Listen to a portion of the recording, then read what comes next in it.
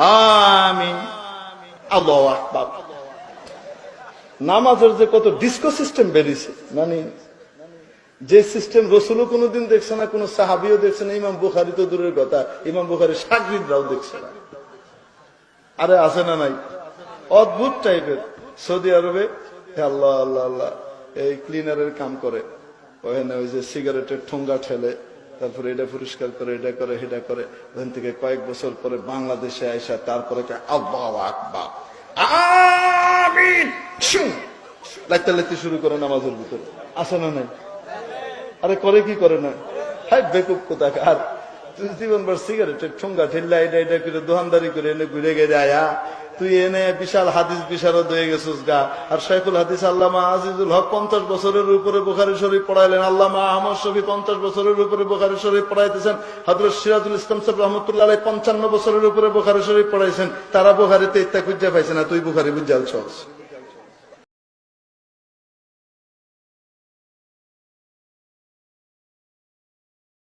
বলছেন আমাকে জিবরাইল উপর দিকে নিয়ে যাচ্ছেন মেরাজে। আমি যাচ্ছি, যেতে যেতে দেখি বহু মানুষ টুকরা সব বেকার মিলেন না, যাদের জিভ আগুনের কেঁচি দিয়ে, কেঁচি বুঝেন কি আপনারা? আগুনের কেঁচি দিয়ে কেটে নেওয়া হচ্ছে, জিভাকে কেটে নেওয়া হচ্ছে। তখন আল্লাহ নবী বলছেন, জিবরাইল মারা হলো।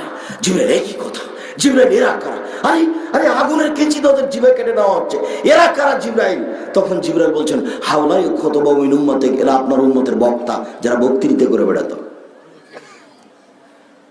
এক, আল্লাহকে মানো মানে শিরক করো না, করলে 3 নাম্বার আমল বাতিল হবেই হবে।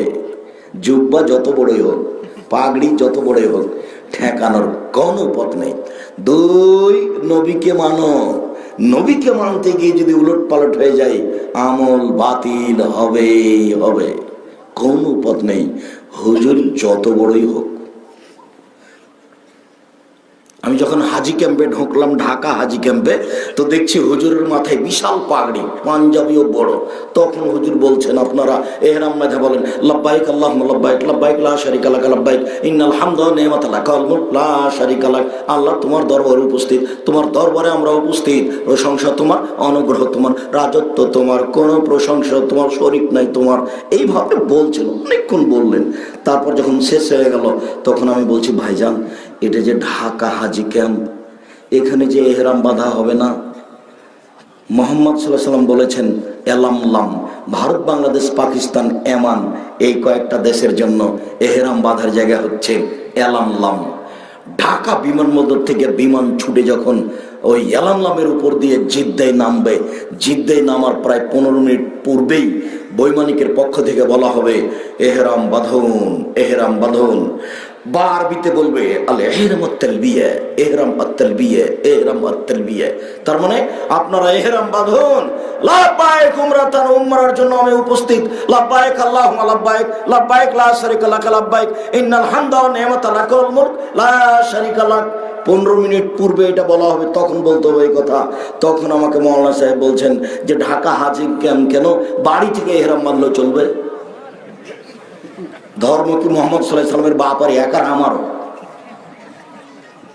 উনি বলেছেন আল্লাহ, আমি বলছি বাড়ি। বুঝতে পারেননি কথা? জোর করে ধর্ম মেনে কোনো লাভ নেই। কোনো মায়ের বেটা বলতে পারে না যে ভারত বাংলাদেশ পাকিস্তান ইয়ামানের এহরাম বাঁধার জায়গায় আলামলাম ছাড়া অন্য জায়গা। যদি মাপে কেউ দেখায়, তাহলে কারনো মানাজিল দেখাতে হবে। মাপ দিয়ে যদি কেউ দেখায়, বিমানটা যখন জিদ্দায় নামে তখন একটু কারনো মানাজিলের পাশ দিয়ে নামে, তখন কেউ বলতে পারে যে আলামলামের চেয়ে কারনো মানাজিলের জায়গাতে এহরাম বাঁধলে ভালো হয় 10 মিনিট পূর্বে। আর আলামলাম মানে প্রায় 15-16 মিনিট পূর্বে জিদ্দায় নামার। কথার 19-20 করা যাবে না কিয়ামত পর্যন্ত। আল্লাহকে মানো, নবীকে মানো, তোমাদের আমল বাতিল করো না। আবার নবীর কথাটা শোনেন, তারপর আমি আগের দিকে যাচ্ছি। মুহাম্মদ সাল্লাল্লাহু আলাইহি ওয়াসাল্লাম বলেন, পৃথিবীর মানুষ এক বাল্লিগু আন্নী ওয়ালা আয়া, আমার একটি কথা জানা থাকলে অন্যকে বলো। 2, ও হাদিসু আন বানি ইসরাইল, বানি ইসরাইলের কাহিনী বলো, কোনো দোষ নেই। 3, মান কাযাবা আলাইয়া মুতাআম্মিদান ফালিয়াতাবাওয়া মাকআদাহু মিনান নার। কেউ যদি কোনো কথা আমার দিকে ধাবিত করে, সেই কথা যদি আমার না হয়, তাহলে তার থাকার জায়গা জাহান্নাম। আমার একটি কথা জানা থাকলে অন্যকে বলো, বাম হাতে নয় ডান হাতে পানি পান করতে হবে। কেউ দেখছেন যে বাম হাতে খাচ্ছে, চা খাচ্ছে, আপনি বলবেন ছি ছি ছি ছি ছি ছি, ভাই ডান হাতে ধরেন, ডান হাতে ধরেন, বাম হাতে শয়তান খাই। এটা আপনি বলবেন, বলতে বাধ্য। দুই, বানি ইসরায়েলের কাহিনী বলে কোনো দোষ নেই। বানি ইসরায়েল কাহিনী মানে সত্য। সত্য মানে ইস্তারা রাজুলিন রাজুলিন। কারণ একটা লোক একটা লোকের কাছে জমি কিনে নিয়েছিল। যে জমি কিনে নিয়ে এসেছে, চাষ শুরু করেছে। চাষ করতে গিয়ে একটা স্বর্ণের পাতিল পেয়েছে। স্বর্ণের পাতিলটা জমি বিক্রেতার কাছে গিয়ে বলছে, খুশ সাহাবা কামিননি, আপনি এই স্বর্ণের পাতিলটা নেন। ইস্তারিত মিন কালার বলা মাদ্দা মিন কা সাহাব, আপনার কাছে জমি কিনে নিয়েছি, স্বর্ণের পাতিল কিনে নিনি। তখন জমি বিক্রেতা বলছে, আরে শোনো, বেতলার জমা ফিহা, জমি বিক্রি করেছি, জমিতে যা ছিল সব বিক্রি করেছি, আমি স্বর্ণের পাতিল নিব না। হাদিস বুখারী মুসলিম।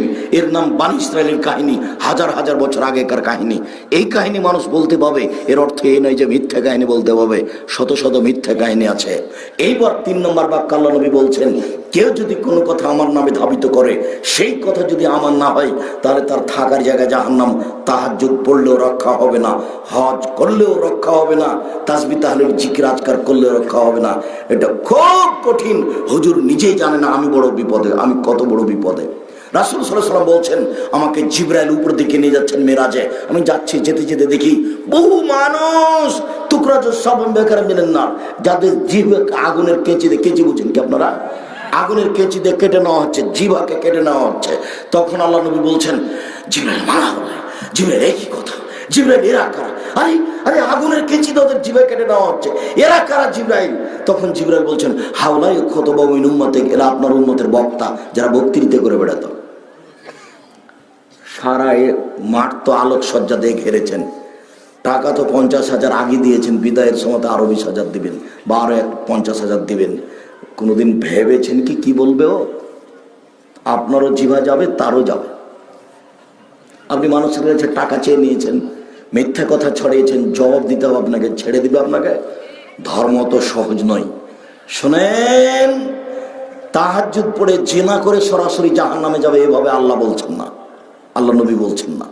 3টে কথা একসাথে লাগিয়েছেন জাহান্নামের জন্য। 1, আল্লাহ ছাড়া অন্য কেউ মানবে।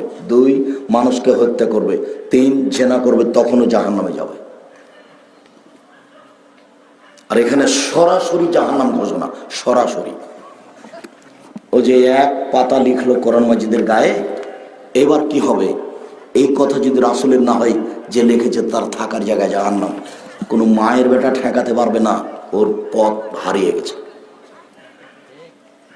রাসূল সাল্লাল্লাহু আলাইহি ওয়াসাল্লাম বলছেন যে আমাকে জিবরাইল এবং মিকাইল নিয়ে গেলেন ওই এতে বাইতুল মুকাদ্দাস। দেখি একটা লোক চিত হয়ে শুয়ে আছে, আর দেখি একটা লোক পাথর তার মাথার উপরে মেরে তার মাথাকে ভেঙে চৌচির করে দিচ্ছে, ফাটিয়ে দিচ্ছে। আমি বললাম, জিবরাইল একে কথা? জিবরাইল একে? আরে এর মাথাকে ফাটিয়ে দেওয়া হচ্ছে পাথর দিয়ে মেরে, জিবরাইল একে? তখন জিবরাইল বলছেন, উনি মাওলানা মানুষ, আলেম মানুষ, জানতো, আমল করতো না। মুহাম্মদ সাল্লাল্লাহু আলাইহি ওয়াসাল্লাম বলছেন, হুজুরকে জাহান্নামে নিক্ষেপ করা হবে আগে। যখন হুজুরকে নিক্ষেপ করা হবে, জাহান্নামে যাওয়ার সাথে সাথে এই ভুঁড়িটা ঝরে ঝুলবে, বের হয়ে ঝুলবে, আরো জাহান্নামে ঘুরতে থাকবে। গরুর পায়ে ধান মারার সময় গরু যেমন ঘুরে, কোনোদিন কি গরুর পায়ে ধান মারা দেখেছেন? মনে পড়ে? জি, বলন দেওয়া। আচ্ছা, যে আমরা চাঁপাইনবাবগঞ্জের মানুষ, আমরা বলি মারণ মারা, মারণ মারা।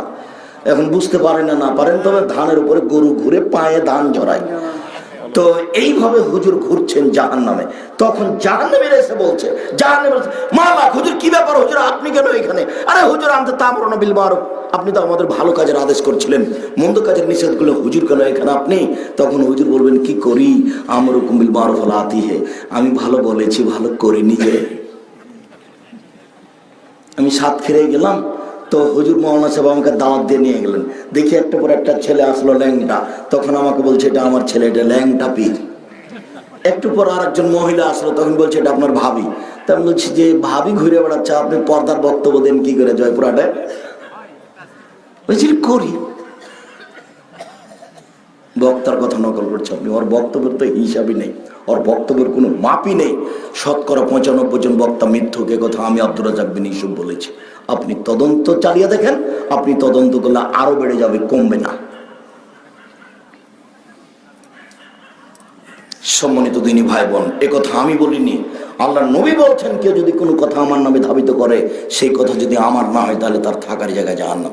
আমি বলছি আপনি দুরুদে ইব্রাহিম পড়েন, বুখারী মুসলিমের হাদিস। আপনি বলছেন যে আপনারা পড়েন আল্লাহুম্মা সাল্লি আলা সাইয়্যিদিনা মাওলানা নাবিয়ানা মুহাম্মদ, পড়েন। আমি পড়তে নিষেধও করিনি, পড়তে আদেশও করিনি। আমি এতটুকু বলে গেলাম, এই দুরুদ যদি নবীর না হয় তাহলে বাঁচার কোনো পথ নাই, এ কথা সত্য।